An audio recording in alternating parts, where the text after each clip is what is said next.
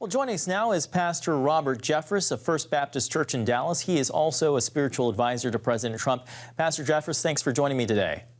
Thanks for having me. Well, first off, have you had a chance to talk to President Trump after the election? How are you encouraging him? Well, actually, the vice president called me a couple of days after the election, and we talked quite a bit about everything that was going on.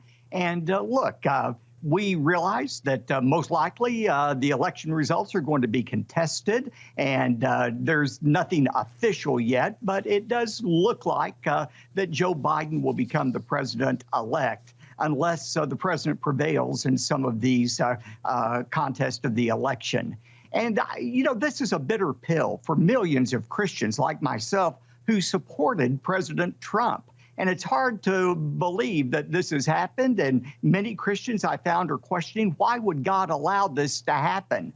And I just remind people that God is sovereign over everything, including elections. In Psalm 103, verse 19, the psalmist said, "The Lord has established his throne in heaven. His sovereignty rules over all."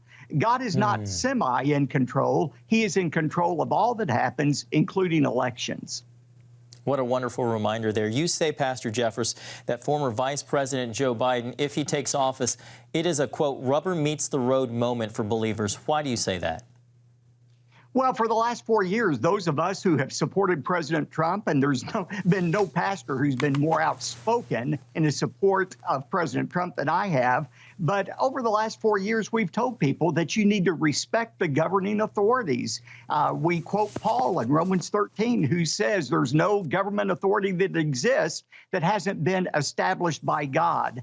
And when Paul wrote that, remember, Nero, the evil emperor of Rome, was on the throne, and he was the one who ultimately beheaded the Apostle Paul. And yet Paul would say Nero's there by God's permission. And I think we have to say now that we believe that what we've said for the last 4 years, that if Joe Biden becomes president of the United States, it's all part of God's plan that is incomprehensible to us, but makes perfect sense to God.